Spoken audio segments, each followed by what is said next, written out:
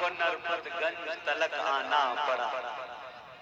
भाई मालों का सिलसिला बंद कर दे तो शेर ज्यादा सुन सकते हैं, नहीं तो इसमें ज्यादा वक्त जाया होगा।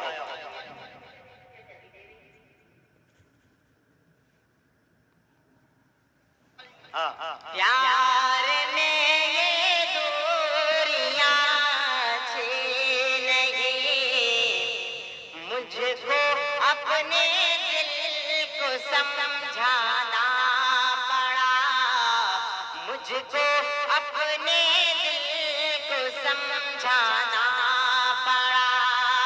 आँख से इतनी मोहब्बत थी हमको नरपतगंज तलक आना पड़ा, हमको नरपतगंज तलक आना पड़ा। बहुत बहुत शुक्रिया। आइए बिहार वालों, मैं आप सबके हवाले से 4 मिसरे हाजिर करता हूँ, पढ़ता हूँ बतौर खास नजर करें। कोई टक्कर में है नहीं,